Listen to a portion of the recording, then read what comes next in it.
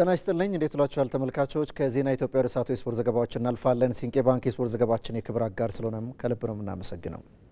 በሲቢ ኢትዮጵያ ፕሪሚየር ሊግ ፋሲል ከነማ ከሀዲያ ሆሳዕና ተስተካካይ መርሃ ግብራቸውን በዛሬው ዕለት ያከናውናሉ።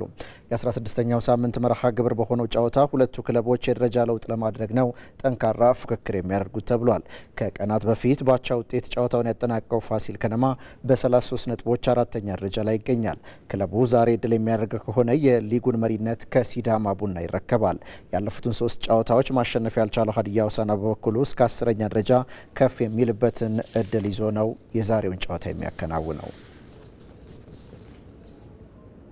በጅማ ዩኒቨርሲቲ አስተናጋጅነት ሲካሄድ የቆየው የከፍተኛ ትምህርት ተቋማት የስፖርት ፌስቲቫል በትናንትናው ዕለት ተጠናቀቀ።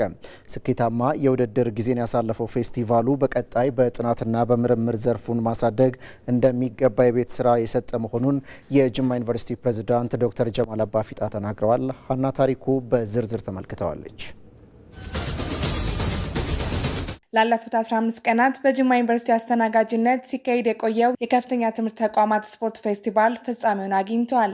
በ15 የስፖርት አይነቶች ከ47 የተለያዩ ዩኒቨርሲቲዎች የተውጣጡ ከ5000 በላይ ተማሪዎች የተሳተፉበት ውድድሩ ከፉክክር ባለፈ አንድነትና ወንድማማችነት ጎልቶ የታየበት ሆኖም አልፏል። የስፖርት ፌስቲቫሉ የተሳካ እንደነበር የገለጹት የጅማ ዩኒቨርሲቲ ፕሬዝዳንት ዶክተር ጀማል አባፊጣ የዘንድሮ ውድድር በቴክኖሎጂ የታገዘ መሆኑ ከዚህ ቀደም ከተደረጉ ውድድሮች ለየት እንደሚያደርገው ተናግረዋል። ከዚህ በፊት ከነበረው ሜጀር ዲፓርቸር በምን የተለየ እናርገው የሚሉ ነገሮች ላይ ስንወያይ ነበርና አንዱ በአይሲቲ አጠቃቀም ፕላትፎርሞች፣ ዌብሳይቶች፣ ሞባይል አፖች ክሬት በማድረግ እኛ ይህንን አበርክቶት አቅርበን የተሻለ ኦርጋናይዝድ የሆነ እንዲህ አይነት ከቴክኖሎጂ ጋር የተገናኙ ነገሮች ኢንትሮዲዩስ ቢደረጉበት ብለን አድርገናል። ተሳክቶልናል። የኢትዮጵያ ዩኒቨርሲቲዎች ስፖርት ማህበር ፕሬዝዳንት አባይ በላይሁን በበኩሉ ከፍተኛ ትምህርት ተቋማት በቀጣይ በአህጉር አቀፍና በዓለም አቀፍ ደረጃ እንዲሳተፉ እየተሰራ መሆኑን የገለጹ ሲሆን በውድድሩ ላይ ክለቦች ተተኪ ስፖርተኞችን በመመልመል ረገድ ግን ክፍተቶች ነበሩ ይላሉ።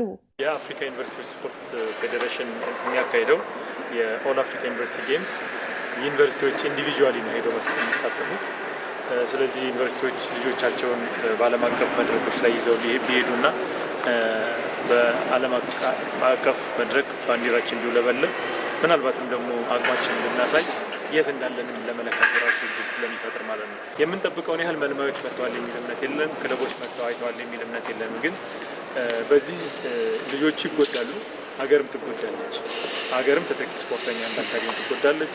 ልጆቹም መንገዱን አጥተው ይቀራሉ ማለት ነው። ትምህርት ሚኒስቴር ስፖርቱን ለማሳደግ አዲስ ስትራቴጂ ለመንደፍ እየሰራ መሆኑን የትምህርት ሚኒስቴር ዴኤታ ኩራጦ ሽኔ በመዝጊያ ስነ ስርዓቱ ወቅት ገልጸዋል። ተተኪ ስፖርተኞችን ማፍራትም ነው እና ያን ለማድረግ ስትራቴጂ ይፈልጋል። ለምሳሌ ዩኒቨርሲቲዎች ውጭ ሀገር ተተኪ ስፖርተኞችን ለማፍራት የሚማሩበት ስርዓታቸው በውጭ ሀገር ለየት ይላል ከመደበኛ ሌሎች ተማሪዎች ላይ። እነሱ ደግሞ ከሌላ ከክለቦች ጋር እንዴት እንደሚገናኙ አለ ስርዓት አለው እና ዩኒቨርሲቲዎች በዚህ ረገድ ተወያይተን በፖሊሲ ውስጥ መቀረጽ ያለበት ማለት ነው።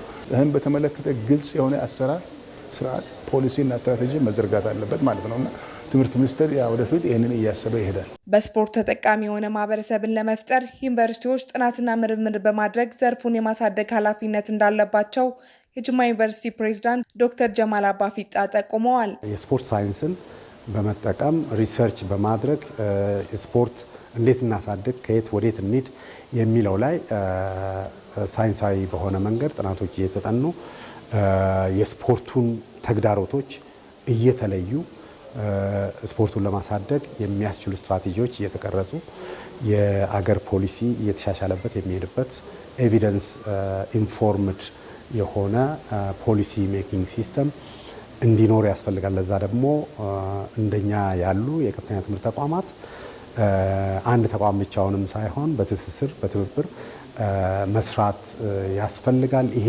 የስፖርት ፌስቲቫል ይሄን ሁሉ ታሳቢ ያደረገ ነው። ሀረማያ ዩኒቨርሲቲ ቀጣዩን የ2019 የከፍተኛ ትምህርት ተቋማት ስፖርት ፌስቲቫል አዘጋጅ በመሆኑም ተመርጧል። ከውጭ በ25ኛው ሳምንት የእንግሊዝ ፕሪምየር ሊግ ሊቨርፑል በሜዳው በማንቸስተር ሲቲ 2-1 ተሸነፈ። በመጀመሪያው ዙር በኢታድ በተደረገው ጨዋታ ሊቨርፑልን 3-0 ረቱት ሲቲዎች ከ89 ዓመታት በኋላ በደርሶ መልስ ሊቨርፑልን ያሸነፉበትን ውጤት አሳክተዋል። መሰረት ተስፋዬ በእንግሊዝ ፕሪሚየር ሊግ 25ኛ ሳምንት የፕሪሚየር ሊጉን የዋንጫ ፉክክር ይበልጥ አጓጊ ያደረገ ውጤት አንፊልድ ላይ ተመዝግቧል። ማንቸስተር ሲቲ ከሜዳው ውጪ ሊቨርፑልን ገጥሞ ባለቀ ሰዓት ያገኘው ወሳኝ 3 ነጥብ ከዋንጫ ፉክክሩ እንዳራቀ እንዲያረጋግጥ አድርጎታል። በድራማዊ ትዕይንቶች ታጅቦ በአንፊልድ የተከናወነው የሊቨርፑልና የማንቸስተር ሲቲ ጨዋታ ሁሉም ነገሮች የነበሩበት አስገራሚ ፍልሚያ ሆኖ አልፏል። የታክቲክ ፍጥጫ፣ ለማሸነፍ የተደረገ ተጋድሎ፣ በርካታ የጎል ሙከራዎች፣ ቡድንን ዋጋ ያስከፈሉ የተጫዋች ስህተቶችና ድንቅ ግብ የምሽቱ ጨዋታ መለያ ሆኖ አልፏል። 112 ደቂቃዎችን በዘለቀው ፍልሚያ የመርሲሳይዱ ክለብ ሊቨርፑል በ74ኛው ደቂቃ በዶሚኒክ ስቦዝላይ አማካኝነት ድንቅ ግብ አስቆጥሮ እስከ ጨዋታው መጠናቀቂያ ደቂቃዎች ድረስ 1-0 መምራት ችሎ ነበር። ሆኖም በ84ኛው ደቂቃ በርናርዶ ሲልቫ ከሃላንድ የተሻገረለትን ኳስ ወደ ግብነት ቀይሮ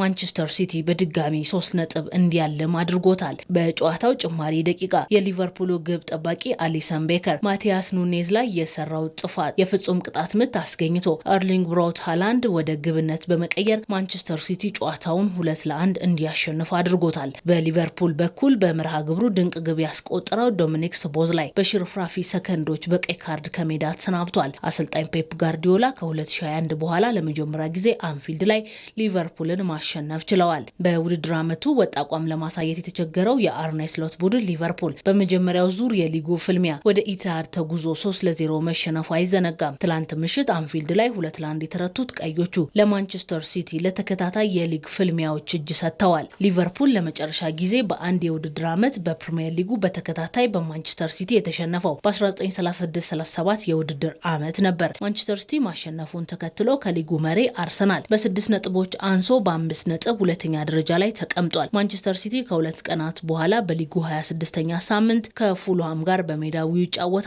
ካለፉት 5 የሊግ ጨዋታዎች በአንዱ ብቻ ያሸነፈው ሊቨርፑል በ39 ነጥብ 6ኛ ደረጃ ላይ ተቀምጦ አራቱን ይዞ ለማጠናቀቅ የሚያደርገውን ፉክክር ከወዲሁ ፈታኝ አድርጓል። ትላንት በተደረገ ሌላ የሊጉ መርሃ ግብር ወደ አሜክስ ተጉዞ ብራይተን ሆቭ አልቢዮንን የገጠመው ክሪስታል ፓላስ በኢስማኤል ሳር ብቸኛ ግብ 1-0 አሸንፎ ተመልሷል። ክሪስታል ፓላስ ከ4 ተከታታይ ጨዋታዎች በኋላ በሊጉ 3 ነጥብ አሳክቶ በ32 ነጥብ ደረጃውን ወደ 13 ማሻሻል ችሏል። በስፔን ላሊጋ የ23ኛ ሳምንት መርሃ ግብር ሪያል ማድሪድ ቫሌንሺያን 2-0 አሸነፈ። በሜስታ የተደረገውን የሁለቱ ክለቦች ጨዋታ ሪያል ማድሪድ 2-0 ሲያሸንፍ የግራ መስመር ተከላካዩ አልቫሮ ፈርናንዴስ ካሬራስ እና ክሊያን ኤምባፔ ግቦቹን አስቆጥረዋል። ፈረንሳዊ አጥቂ ክሊያን ኤምባፔ በላሊጋ ያስቆጠራቸውን የግብ ብዛትም 23 ነው ያደረሰው።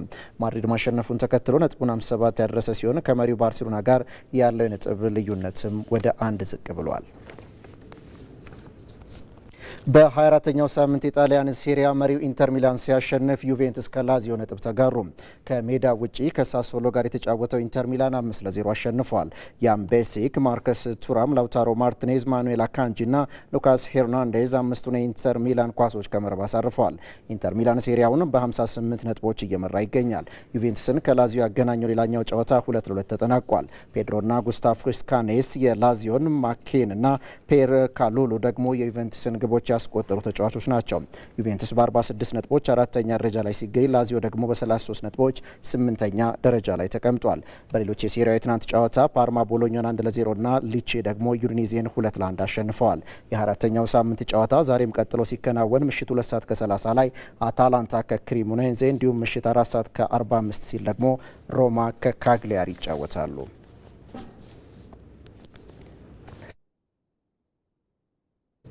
በጀርመን ቡንደስሊጋ ባየር ሙኒክ ሆፈንሄምን 5-1 በማሸነፍ መሪነቱን አጠናከረ። ኮሎምቢያዊው የመስመር አጥቂ ሉዊስ ዲያዝም በጨዋታው 3 ግቦችን አስቆጥሯል። ቀሪዎቹን እንግሊዛዊ አጥቂ ሃሪ ኬን ነው በፍጹም ቅጣት ምት ያስቆጠረው። ክራማች ሆፈንሄምን ከሽንፈት ያልታደገች ኳስ ከመረብ አሳርፏል። ውጤቱን ተከትሎ ባየር ሙኒክ 54 ነጥቦች ላይ በመድረስ ከተከታዩ ቦሩሲያ ዶርትሙንድ ጋር ያለውን የነጥብ ልዩነት ወደ 6 አስፍቷል። ሆፈንሄም በ42 ነጥቦች 3ኛ ደረጃ ላይ ነው የተቀመጠው። ክቡራን ተመልካቾቻችን ለዜና ኢትዮጵያ የተዘጋጁ ስፖርታዊ መረጃዎቻችን በዚህ ተጠናቀቁ። ተመስገን አለባቸው ነበርኩ። በያላችሁበት ሰላም